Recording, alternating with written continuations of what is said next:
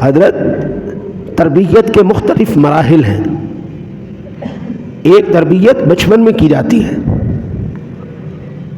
ایک تربیت جوانی میں کی جاتی ہے، ایک تربیت جو پہلے دن سے لے کر آخر تک جس تربیت کا لاج رکھنا ہے اس کے بارے میں اسلام نے بڑی وضاحت کے ساتھ بیان کیا ہے، جس میں سے امام ابو داود نے اپنی سنن کے اندر کتاب الصلاۃ میں 495 نمبر پر یہ حدیث پاک نقل کی ہے کہ میرے آقا نبی اکرم صلی اللہ علیہ وسلم نے ارشاد فرمایا مروا اولادکم بالصلاۃ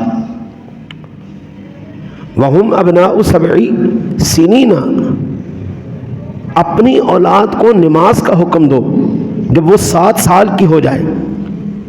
وَاضْرِبُوهُمْ عَلَيْهَا وَهُمْ أَبْنَاءُ 10 وَفَرِّقُوا بَيْنَهُمْ فِي الْمَضَاجِعِ، اور جب وہ 10 سال کے ہو جائے نماز نہ پڑھنے پر اسے مارو. 10 سال کی عمر میں انہیں الگ سلایا کرو.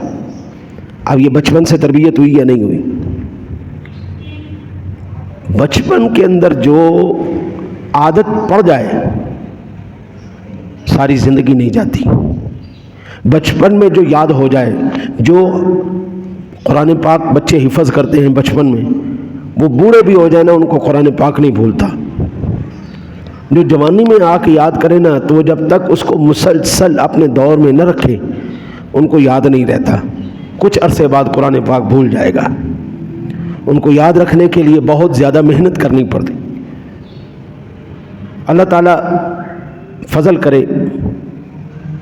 میں نے ایک زمانے سے کوشش کی ہے بزرگوں کی زبان کو سیدھا کرنے کے لیے کہ یہ قرآن پاک کے تلفظ صحیح طریقے سے ادا کر پائیں. حروف حلقی کون سے ہیں، مستعلیہ کون سے ہیں، حروف قلقلہ کون سے ہیں، یہ تمام حروف ان کو سکھانے کی کوشش کی ہے.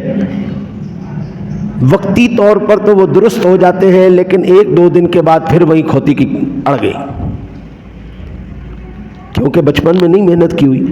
ساری زندگی وہی عادت بنی ہوئی ہے، وہی اسی عادت کے اوپر وہ چلتے رہتے ہیں. آپ جتنی مرضی کوشش کر لیں، جتنا مرضی پڑھا لیں، سمجھا لیں، سکھا لیں، وہ نہیں سیکھ سکتے.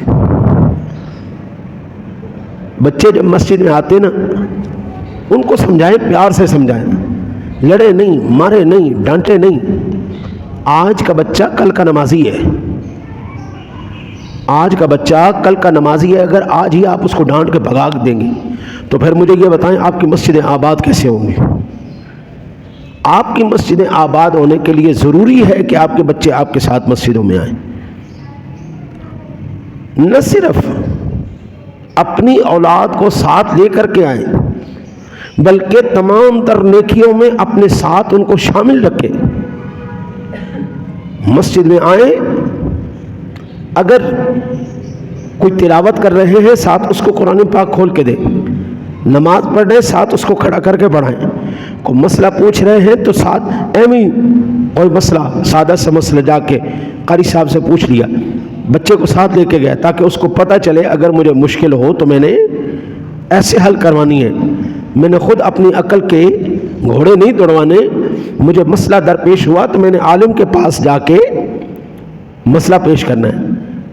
آج کل فیس بک، یوٹیوب کے، نیٹ کے مفتی بیٹھے ہوتے ہیں جناب، ادھر مسئلہ پہ آتا انہوں نے نیٹ تو پوچھے چلو جی اب وہ صحیح ہے غلط ہے، وہ کس فقہ کے مطابق بیان کیا گیا، اس کا حکم کیا ہے، وہ آپ کو نہیں بتائے گا.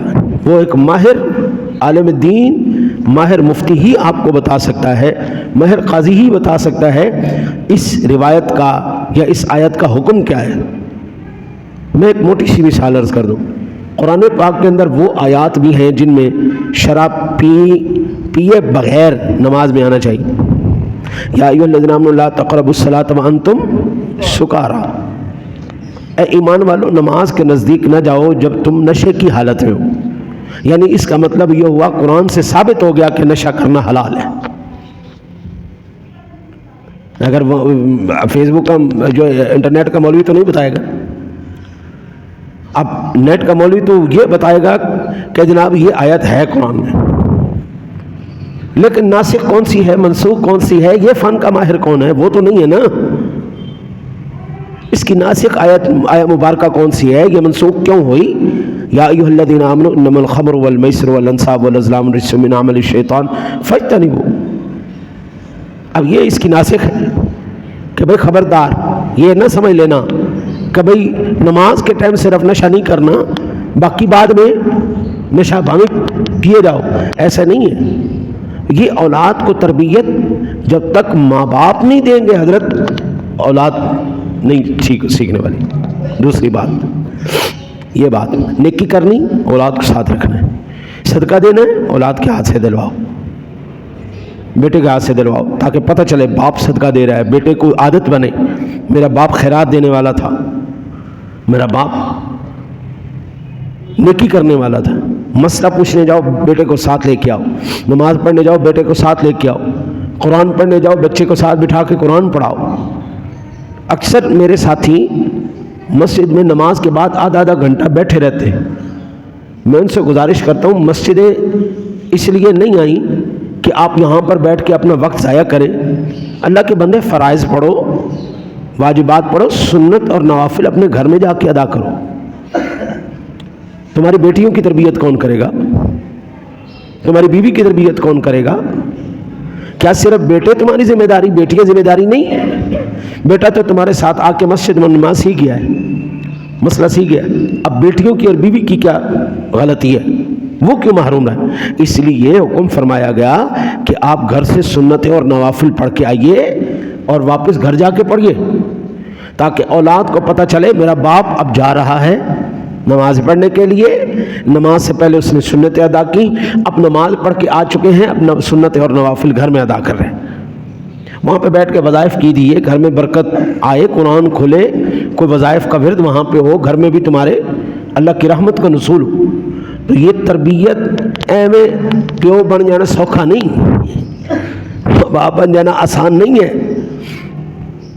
یہ قرآن و حدیث کے مطابق ان کی تربیت کرنا بھی تمہاری ذمہ داری ہے۔